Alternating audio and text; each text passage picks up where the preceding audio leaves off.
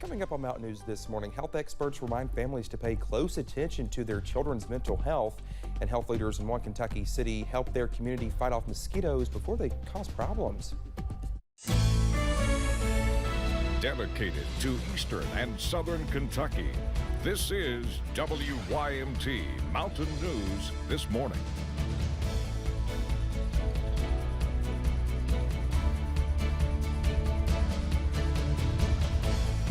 Good morning to you. 6 o'clock on this Wednesday morning. I'm Dakota Makris, and well, we're celebrating a big day this morning on June 1st. Brandon, help me out here. June 1st, 1792, I believe. Yep. Today is Kentucky's birthday. I'm actually looking up to see. And I believe if my math is correct, it's 230 years, correct? Hold on. Maybe. I'm doing it right now. He's doing the math. Will we know? It's 230 years. 230. Look at me. I should be a mathematician. That's right. Exactly. But happy birthday to our great Commonwealth. That's right. Exactly. Yeah. And one of our coworkers, and we'll talk about that a little bit later, is sharing a birthday with our great state. Let's get into the forecast first, and it's not so great out there for some this morning when it comes to fog. Look at the visibility numbers, and you'll see some limited visibility. Anything less than 5 miles on this map is basically a low visibility, and you're seeing a lot of places along I-75, Cumberland Valley, Lake Cumberland, even northeastern Kentucky seeing those numbers. So be careful out there. 63 at High Knob over at the UVA Wise campus in Southwest Virginia. Clear skies there. 57 just up the road in Clintwood. 61 in Jonesville. Temperatures actually look like they're going up this morning, so that I guess is some good news. Depending on how you look at it, I guess. If you're a warm weather fan, it's probably good news for you. 69 right now in Jackson. 68 in Prestonsburg. 67 in Pikeville. A lot of mid-60s out there this morning, and dew points are already up there. So it's air you can wear day today. So we're going to continue to see that as we head deeper in the forecast. Look at this. This is an interesting almanac. I'll give you the average high first, which is 79. Forecast high 87. The record high 88. So we'll be very close to that today. And that was set back in 2007. Will we make it to tie or get above it? We'll have to wait and see. Dakota? All right, Brandon, thank you. We now know the identity of the man found in the Leviza Fork of the Big Sandy River in Floyd County last Thursday. Well, Kentucky State Police confirmed that it is 54-year-old Gordon McKinney. He was reported missing by his family, who had not seen him since May 6th. McKinney was last seen in the Harold community of Floyd County near the Toller area. Well, the cause of death is still unknown. Kentucky State Police are investigating a deadly officer-involved shooting in Laurel County. Well, the coroner tells us a deputy shot and killed a suspect. Well, the coroner says his office was called to a home on Taylor Bridge Road around 1:30 Tuesday afternoon.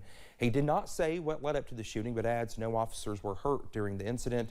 The coroner is not releasing the name of the suspect at this time. A Kentucky woman is pleading guilty to tax fraud. The Lexington Herald-Leader reports that Kathy Thorner admitted to crimes involving her husband's Ashland Dental Clinic. Prosecutors accused her of spending $800,000 from business accounts on vacations, jewelry, and personal expenses. Thorner's sentencing is set for September. Police in Middlesboro have arrested a man they say never returned from a test drive. Middlesboro police officers arrested Taylor Dehart Tuesday evening. Well, police say Dehart test drove a Ford F-150 from Ellis Auto and, well, he never returned it. After leaving with the truck, officers say Dehart drove to the BP gas station on 38th Street, filled up, and drove off without paying. Dehart was arrested Tuesday evening, but police say he tried to run out of the police station. He was arrested after a short chase. Dehart is charged with felony and misdemeanor theft charges, and officers also charged him with escape. Well, families across the country continue to deal with the nationwide baby formula shortage, and once again, we're seeing examples of how some thieves have no boundaries when it comes to who they are willing to target. The Federal Trade Commission has issued a consumer alert to warn parents about formula scams on social media. Andrew Colgrove talked with one mother who was targeted. It's been extremely emotional. Clarissa Tallman lives in Roane County. Her 6-month-old daughter, Layla, has a cow's milk allergy, limiting the options of what Clarissa can buy. You stay up at night and you're wondering, like, oh, are we going to find formula? Like so many other parents across the country, she hasn't been able to find the formula she needs at local stores. I got a hold of family in Texas. We have family in Tennessee, Ohio, And we had people looking in Indiana for formula. She tried her luck online. Several people have created groups on Facebook to help moms get formula. She discovered scammers using fake profiles or websites are eager to capitalize on those affected by the shortage, tricking desperate parents into paying steep prices for formula that never arrives. One such scammer messaged her. She said she had 4 cans, and of course they're upping the price. It was like $300 and some for 4 cans. And I went back and started looking at her profile and then talked to one of the admins in the group, and she ended up being a scammer. She says it's unbelievably frustrating. Thieves are trying to steal from parents when they're struggling to feed their babies. Moms are having issues just affording it alone.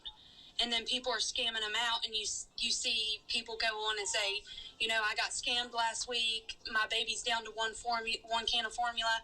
How am I going to feed it? And your heart breaks for them. Clarissa says she was finally able to buy a 3-month supply of the formula she needed from a pharmacy in Puerto Rico. But she's hoping to spread the word and warn others not to get tricked.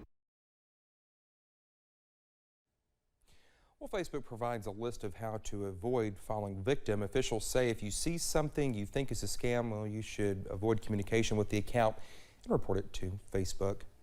Even though Mental Health Awareness Month has wrapped up, experts want to continue reminding parents and caregivers about the importance of valuing their children's mental health.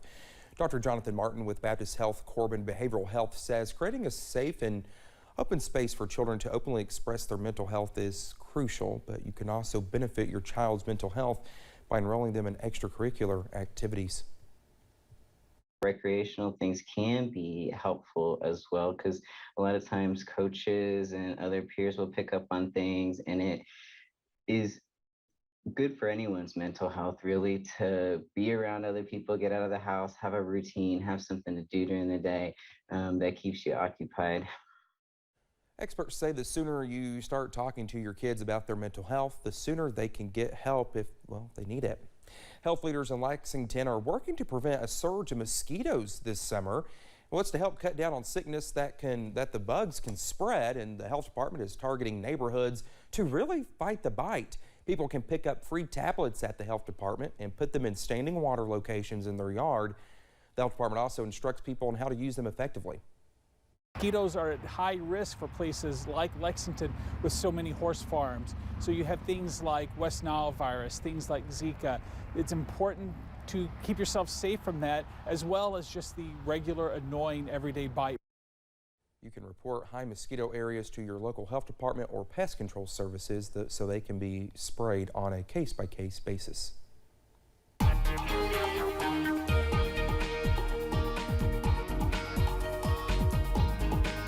Coming up on 6:08 on this Wednesday morning, we are continuing to watch a beautiful day spread out across the region there this morning as we go to I-75 at Corbin. You see the sun's on its way up there behind the hillside. Traffic moving along there on the first day of the new month of June. 57 in Clintwood, 69 in Jackson, a lot of mid to upper 60s and some low 60s out there across parts of the region this morning. 87, an isolated chance for a passing shower. Can't be ruled out near the Kentucky, Virginia, Tennessee border. But again, I don't even feel comfortable putting a percentage on it. It'll happen probably during the heat of the day this afternoon. So it happened yesterday. Sun and clouds, still warm. Headlines for the next couple of days. We're going to see one more hot day. Then Thursday's front will bring some storms in there. Some of those could be on the stronger side. And then much cooler spring-like air moves in for the first part of the weekend. Dakota? All right, Brennan, thank you so much. I'm almost 6:09. We come back here on Mountain News this morning. A Texas community continues to say final farewells to the victims of a deadly mass shooting at an elementary school. That's next.